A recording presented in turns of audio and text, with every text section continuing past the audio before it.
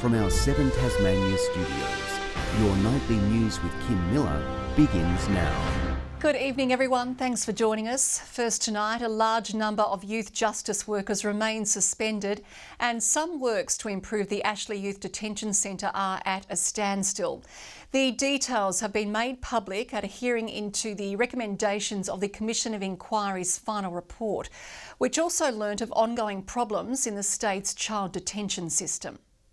Critical reforms to overhaul Tasmania's troubled youth detention system under the microscope. Key stakeholders overseeing the Commission of Inquiry's recommendations, shedding more light on how it's tracking. Since October 2020, there have been 111 state servant suspensions as a result of allegations of child sexual abuse. 24 employees have been sacked, resigned or their contract expired. As of yesterday, 41 remain suspended from the workplace, while 14 of them have been so for more than 365 days. New allegations continue to be received. Additional evidence is being added to existing cases, and employees are electing to test investigation steps. The Parliamentary Committee also questioning if government departments and their staff are stepping up. How confident are you that we've started to break down the siloed thinking between departments about information sharing? It's a constant challenge, so I'm very free to admit that. But the Department of Premier and Cabinet Secretary believes it's heading in the right direction, with yearly training sessions allowing staff to better identify and deal with instances of child grooming. That is going to be the way for the next several years as we work through this and also try to change the attitude in community. The physical environment at Ashley Youth Detention Centre, another discussion point. Inspectors pleased with the creation of an outdoor yard in one of the facility's units, but sound baffling remains an issue. In terms of the noise, particularly in the Franklin unit when you go into that, and we made a recommendation about that in our youth healthcare report. I don't unfortunately think that's been actioned. We did follow up on that. Some steps forward, others at a standstill. Anthony Dodd, 7 Tasmania News. Police patrols in Glenorchy are being scaled back after groups of youths gathered in the suburb yesterday amid social media rumours of potential riots. Mayor Sue Hickey says she's never seen anything like the events of the past couple of days during her career in public life, but is reassuring residents the area is safe. Every single day I walk through Northgate. I do my shopping in Moona and Claremont. I eat here every day. You know, it is a safe place. It follows a spike in isolated incidents involving young people in recent weeks. Independent candidate for Franklin, Brendan Blomley, has become the target of vandals on the campaign trail. A dozen of his election posters have been slashed and some removed at Kangaroo Bay. He's labelled the early morning actions gutless and a slap in the face to the democratic process. It's disappointing when people stoop to these types of levels. Cowards under the cloak of darkness that vandalise my signs is just not on. Earlier this week, Peter George supporters targeted Julie Collins' offices using high-pressure washers to leave their mark. A new community sentiment survey has found public support for the government's bid to privatise public assets is less popular than the Macquarie Point Stadium and the Mount Wellington cable car proposal. Under the plan, all government business enterprises, except Hydro, are on the table for potential sale. We've got the biggest deficits in the state's history, record debt, and now he's embarking upon a fire sale because he's mismanaged the state's finances. A government spokesperson says Labor continues to push a scare campaign and it's working through the privatisation plan carefully. It's official, Tasmania's long-awaited 10-cent refund container deposit scheme is up and running. The initiative promises cleaner streets and community benefits, although some are questioning whether consumers will be the ones paying the price. Tasmania's container deposit scheme is underway and it's aiming straight at the state's biggest litter culprit. 45% of all of the litter in Tasmania by volume is beverage containers, so it's a wonderful opportunity for us to really cut that in half. Barely one day in and already the recycling reward scheme is gaining traction. We've seen today already 85,000 eligible containers returned. It's remarkable. There are 40 drop-off points like this one opening today across the state, with 9 expected to be added over the coming months. Charities and communities set to benefit, with options for people to donate their 10-cent refund. They will go to support our youth for the program that we offer. It's quite good, and the charities will do quite well out of it as well. Probably promotes more recycling. That's a good thing. But the scheme isn't without criticism. The opposition questioning why Tasmania's costs are higher compared to other states. Tasmania deserves a container deposit scheme just like every other state, but we don't deserve to pay the highest price. Victoria's around 14 cents and we're about another 5 cents on that.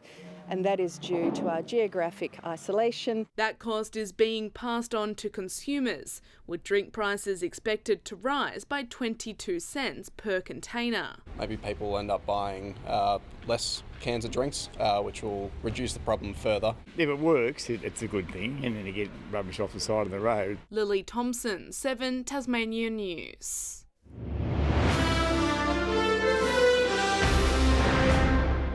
The Coalition has used Liberal leader Peter Dutton's AgFest visit to announce a $1 million commitment to help upgrade facilities at Quercus Park. I want to say thank you very much to AgFest for the work that they do, bringing together people from regional and rural communities here in Tasmania, but there'll be people from all over the country here. The party also hitting out against Labor's plan to tax unrealised capital gains and superannuation, what it calls the farmers' tax. If this gets through, it will be legalised theft. There's not one economist in Australia who has supported this taxation measure. To have a farmer's tax is the most ridiculous thing I've ever heard in my life. A Labor spokesperson says the proposed changes will make superannuation fairer and more sustainable, with 99.5% of accounts unaffected by the measure. Tasmanians are now better equipped to respond to future wet weather events thanks to the release of new flood maps. The state government hopes the resource will allow homeowners, emergency services and government agencies to develop an improved response to flood risks. Preparing for any future calamity. The state government announcing today the release of strategic flood maps. The mapping provides detailed information within their community about the nature of the flood hazard. The project aims at reinforcing response capabilities of communities across the states, making them more resilient to flooding. The $3 million that the Tasmanian and Australian governments have invested in this project have delivered and met an identified gap in the understanding and knowledge of the mapping across the state. It is one of our most costly natural disasters that can occur in Tasmania. As we head into the colder months, Tasmanians are asked to take a look at the publicly available resources to ensure they are prepared for the next flooding events. We know that prepared communities are safer communities, and to know the risk in your area can make a big difference. The maps will also be used by government agencies for risk assessments and land use management. As for a long-term outlook, the Bureau of Meteorology believes while it'll be a dry start to the cooler months, that trend could change later in the year. Being particularly dry, our climate outlook is suggesting that May will also be a dry month, with a return to perhaps more usual rainfall later on in the winter. Anyone can view the maps at either the SES or List Map websites. Mark Zita, 7 Tasmania News. The search is on for a new leader for Ambulance Tasmania after Jordan Emery stepped down from the position following 2.5 years in the role. He will make the move across Bass Strait to lead Victoria's ambulance service. Servant of the people of Tasmania. Victoria will be lucky to have him. He has done a power of work. Michelle Baxter will now step in as Acting Chief Executives. The state's leading agricultural showcase is underway for another year, with more than 14,000 rolling in for day one of AgFest. All roads lead to Quercus Park, everyone revved up for another 3 days of all things rural. Whether it's the animals, the food or the big tractors, there's something for everyone at AgFest, and they all come for different reasons. I just like seeing the variety, the plants are my favourite things here. We also like looking at the machinery for my son here. All in one spot, and they can sort of make a day of it, and you never know what you're going to find here. Because I've grown up around it, Mum worked on like dairy farm pretty much my whole life, and now she gave me the dairy bug, so I'm into it now. For many, the next 3 days will be all about work and maybe finding new markets. There's always time to sample the produce, and everyone loves a good cup of coffee. 2,000, 3,000 kilos of beans. There's also trophies to be won. Schools from across the state competing in the Let It Grow Challenge, cultivating the heaviest black radish in just 11 weeks. The winner, Wynyard High School, with a 1,057 gram entry. These competitions really excite people about exploring all the different diversity of this agricultural science. There are 6 jobs for every graduate in agricultural science nationally. Once again, AgFest is proving to be an irresistible draw card for its showcase of everything agricultural, from produce to equipment. This year forecast to unfold under perfect blue autumn skies. If you missed out today, there's always tomorrow and Saturday. Matt Watson, 7 Tasmania News. An 11-year partnership has been made a little bit sweeter. Banjo's Bakery is aiming to raise $45,000 for local charity Speak Up, Stay Chatty. 10 cents from every purchased baked good will be set aside for the cause throughout May, helping the group continue its mission of promoting positive mental health. We never get ahead of ourselves, and we always understand there's a lot more work to do, and mental health will always be around, and we want to be part of that. Last year's effort saw around $40,000 raised. Drivers were caught up in an almighty mess on the Bass Highway after a truck carrying several tonnes of carrots spilt its load at the Latrobe roundabout this morning. The highway stayed open, but police needed to slow down traffic. And orange-coloured slick caused by pulverised vegetables, making for some slippery conditions. Naturally, a few locals were more than happy to assist with the Great Carrot Clean-up, as they're calling it. Everything was back to normal about 2 hours later. A new water literacy program is being rolled out across primary schools statewide, hoping the younger generation can be a catalyst for conservation of the precious resource.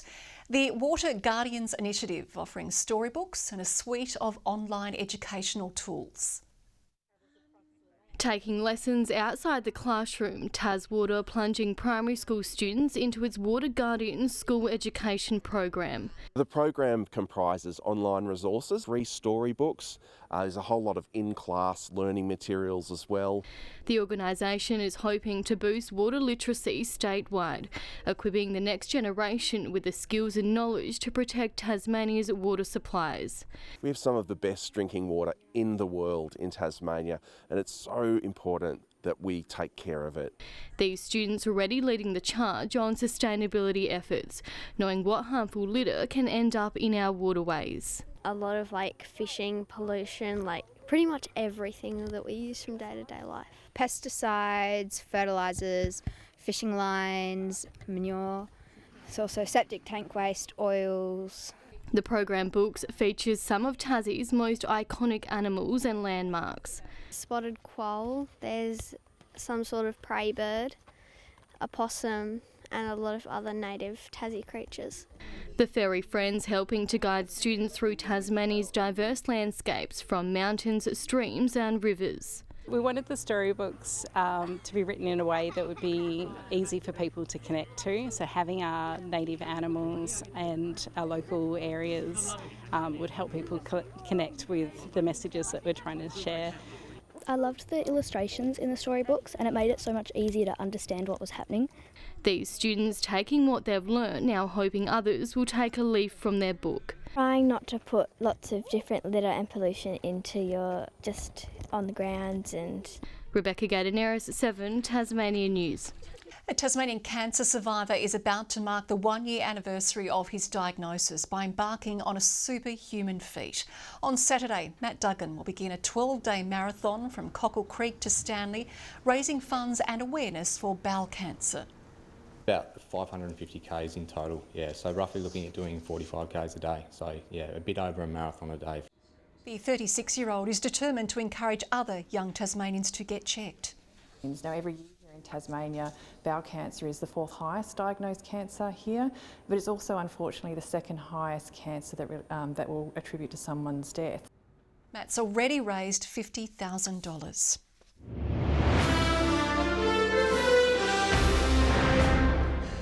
After coming within 3 goals of VFL powerhouse Frankston last game, the Men's Talent Academy side might have a better shot this weekend against cellar dwellers Sandringham, but it'll still be a big task for the young squad, missing a raft of stars including Sam Siggins and Josh Green. They're elder statesmen and we'd love to have them in the team, but they're a little bit banged up. This program's about identifying talent. After this weekend, we've been able to play 37 players through this program in 3 games. We've got a lot of blokes that are in some really good form that have been rewarded in the team this Sunday. All 18 players named in the squad are under 25. Last week's TNL bye couldn't have come at a worse time for Cripps. They were looking strong and would have preferred to carry that form into this weekend's crucial double-header. Currently sitting 5th on the ladder, wins over Kingston and Corona could push them into the top 4. No, there's a fair bit of expectation for us in the next couple of games, so the girls will need to stand up and respond. The competition remains tight, and I think a club like Cripps can definitely, a few wins go their way, can make their way up the ladder, so it's a really exciting time of the season. The league's also gearing up for a special wild exhibition match against the Tasmanian men's team on May 18. 2 Tasmanians are preparing for a Euro trip, named in the Australian under-23 side after strong performances at the recent National Championships at Lake Barrington. Devonport's Olivia Yates will race the women's quad scull, joining 3 experienced teammates. I'll be the first one that's kind of just getting into the mix and learning how to gel with the crew. So it'll be exciting to see and learn from the others who have had all international experience. Hobart's Sam Mounter named the men's quad scull, making a remarkable leap back to the elite level this year, having not raced since 2023. I didn't think I was going to make it this far, to be honest, but I'm very glad I have. Australia don't send crews unless they reckon they're capable of medaling, and I think we've got a very solid crew. We've come together very well in the small period that we have had together. They head to Sydney for training before flying to Poland. Triple Eight Racing's Will Brown and Brock Feeney are bracing for carnage as they head to Symmons Plains next weekend on a mission. Brown still has a narrow lead in the driver standings with Feeney in 4th, despite both struggling in New Zealand.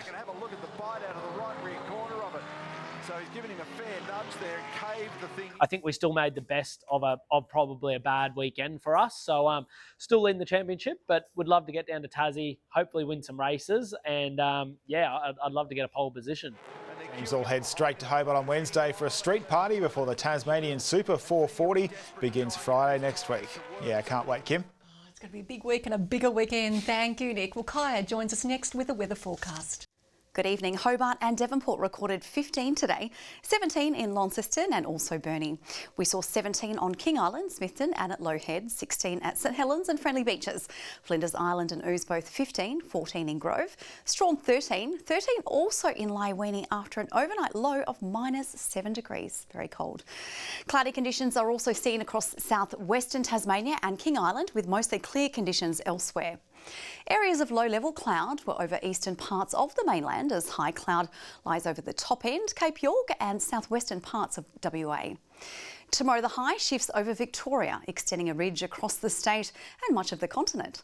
Northwesterly winds 10 to 20 knots in the west, reaching 20 to 30 knots about southern waters. Southwesterly swells peaking to 3 metres. The Bureau has issued a strong wind warning for coastal waters between Tasman Island to Low Rocky Point tomorrow.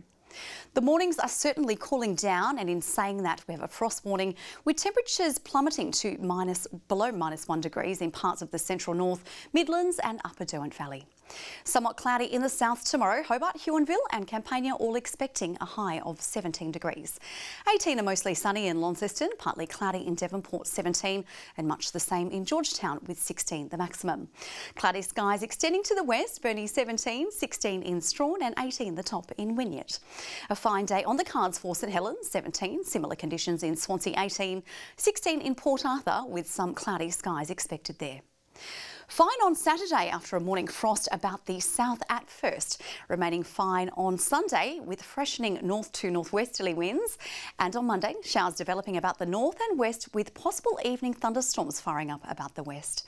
To mainland conditions now for tomorrow. Canberra warming to 19 after a morning frost also, 21 in Sydney with showery conditions and a partly cloudy day in Brisbane with 24 degrees. And here are our current conditions. I look forward to seeing you again tomorrow night, Kim. Okay, thanks, Kai. And that is all we have time for this Thursday. Thanks for sticking with us tonight. It's been a ride. Good night, everyone.